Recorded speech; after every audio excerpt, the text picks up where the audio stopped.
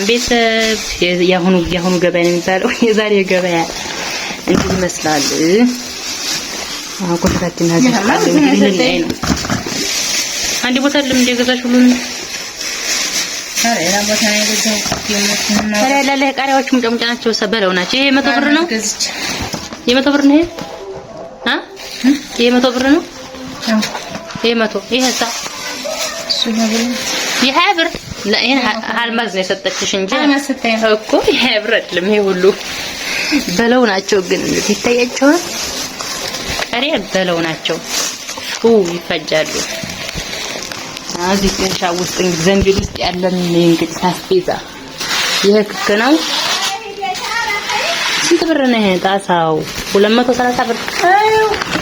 አዩ መጣሽ ታናሉ አደ ሊመጣሽ ነበር። ይሄ ያቺማ ረታንጂ ዝም ብላ ነው አንቺ እየገዛት አሁን ነፍስ ብዙ ነው። ስዞር አልኩሽ ይሄለን ማቀደስ ታሸልኛላ ማታ አልኩሽ እስቲ የሰጠችኝ ነሽ ማውቃናት ባቂ አውጡናት ቢው እስቲ በጣም ወላሂ እሱ ይሄ መስወር ነው ታሳንዲ ገና ማለት ነው። አይገናኝ ረኔ ሲና ሰጣት ይሄለን ይሆናል። ይሄን ተወስቲ ያደቢ ታሬኔ ማርዋ ፍጅ ኩል እናርገው ወላ አንቺ ጋር ያስተሽ እንጂ ተው አመሰግናለሁ። የኔው እንጂ ተኛቱ ይሄንን አሰጣጣለሁ እያልኩ ለኔ የሆነኛ ይሄንስ ብዬ በጣም ሲጋግራልኩሽ ይሄን እኮ ማውቃናት አንቺ እየገዝ ገበያ የሚያውቁት ጥሩ አይደለም። ላንቺ ለነሱ እኔ ሰራልኳት ማሁን እሷን ማውቃናት እንደገና ታይጭ ማለት ነው ማውቃናት ይሄንን ድንች የሚገዛው ማውቃት ስለሆነ አሁላቸው ማከፋፈል ይሄ 100 ብር አንኛውን አንኛይት ማውቃት ገዛው ድንች ሽንኩርቱን እሱን ደግሞ ማውቃት ገዛው አንኛይት ሁላቸው እንዲያላነጥብኝ ይሄንን ሌላ ቦታ ነው የገዛሁት። ወያ ለተንም ጋውለታሁን በ150 ነው ኪሎ የገዛልኝ። ግን ኪሎ ከመግዛት ይሄ ዘይት ደግሞ ሊባ ይባላል። ወፍራሙ ነው ግን ቀጭን ነው። ዘይቱ ነው ቀጭን ነው። ወፍራም ይባል እንጂ ቀጭን ነው ማለት ነው። ቀንሷል። ይሄ መኮረና ነው የሚባለው። ጠምዘዝ ያለችው ስንት ነው ይሄ? ይሄ ጣሳ አይደለም፣ ጣሳ ነው። ግማሹ 100 ብር፣ ግማሽ ኪሎ። ይሄ ኩኩስ ባለፈ የገዛሁት 230 ነው። ሀገበው እኮ 250 መሰለኝ።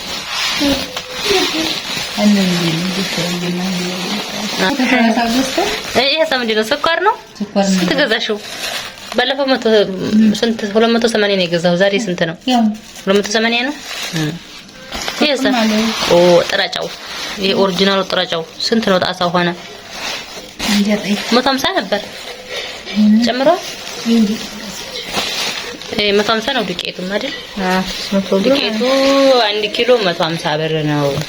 ያው ኪሎ ነው እና 300 ኪሎ 150 ማለት ነው። እሺ አበቃ። አሁን እዚህ ገበያ እንደው ትንሽ መስላሉ ክክ፣ ጨው፣ ስኳር፣ መኮረና፣ ዘይት፣ ዱቄት፣ ድንች፣ ሽንኩርት እንደዚህ ቃሪያ ተሰባስቦ ስንት ብር ይሆናሉ? ሁሉም ባንዴ ላይ አሜሜ 3400 ብር ነው እላችኋለሁ። ይሄ ገበያ እንደዚህ በጥቅሉ እነዚህ እንዳልኳችሁ 100 ብር፣ 20 ብር፣ 100 ብር 1850 አለው መሰለኝ 230 230 150 280 100 ብር ሁሉም 3400 ምናምን እንደዛ ነው የሚሆነው። አሁን እዚህ ማለት ነው እንግዲህ አስባችሁታል። አሁን ለስንት ቀን ነው እኮ ነው። ስኳርም ያው ከሳምንት አይበልጥም፣ ያው እንደ አጠቃቀም ነው። መኮረናውም አንድ ቀን የሚሰራ ነው። ክኩ ቢያንስ ያው ሁሉ ጊዜ ሽሮ ጋር ምናምን እንደዚህ ሌሎች ነገሮች ጋር ከተደጋገፈ ለሁለት ሳምንት ይሆናል። ዘይቱ እንደምን ብሎ አንድ ወር ቢያሰራ ንጭቱም ለአንድ ቀን ናት።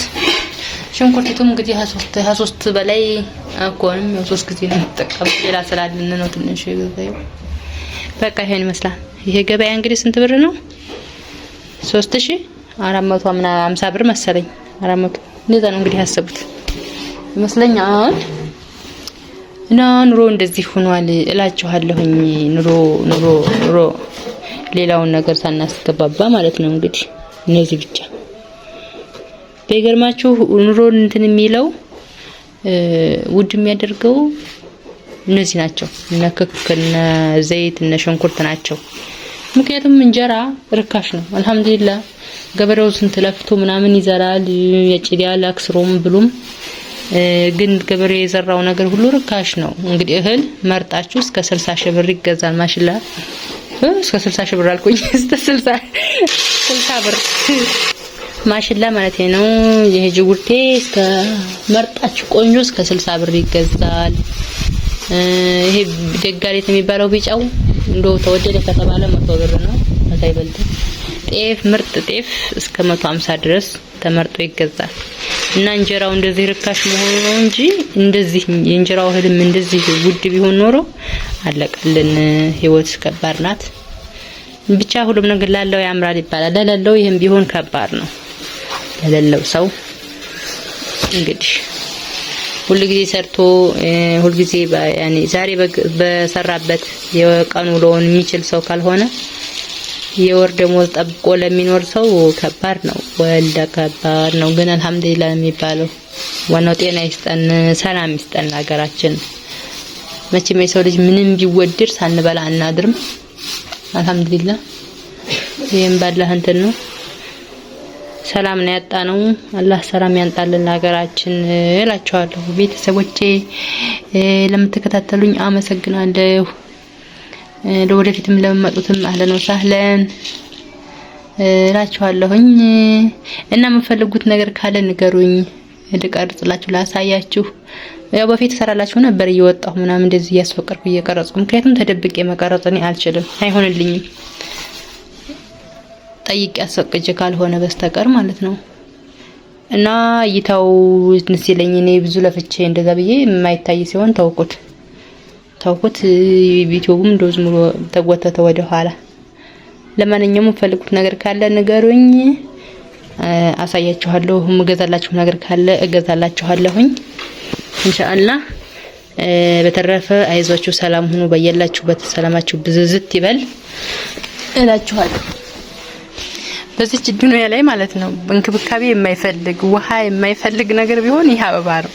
አስቡት። አሁን ይሄ አበባ ጭራሽ ውሃ እናጠጣውም።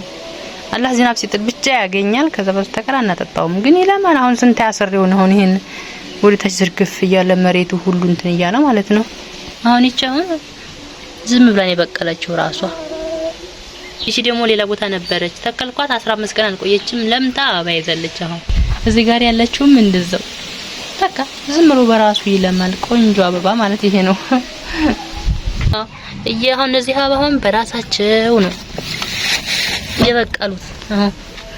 ታይቷል። መስመር ይዘው ድንጋይ ስለካፍኩበት መስመር ይዘው ነው የበቀሉት። የዚህ ምንድነው እሱ የዚህ ነው በቃ ይሄ የዚህ አበባ ማሻአላህ። አሁን ቪዲዮ ላይ ስታዩት ትንሽ ትመስላለች፣ ግን አገርን ነው ያዘችው። አንድ ስር ናት፣ ግን የያዘችው አበባ ማሻአላህ ነው። አሁን ምንም አይነት እንክብካቤ የለው። ውሃ ይጠጣ ምን አይል ይቆጠቆጣ ምን አይል በቃ አላህ ሲፈጥረው እንደዚህ ነው።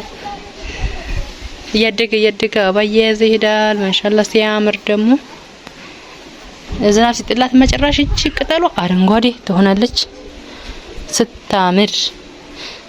ግን ይሄ ምንድነው? ይሄን ነው እንትን ወርፈሰ ጤፉ ስታበጃጁ ረግፎበት ነው። ማሻአላህ ነው።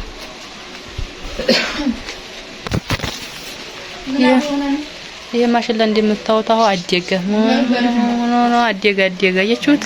በሩ ላይ ደረሰ።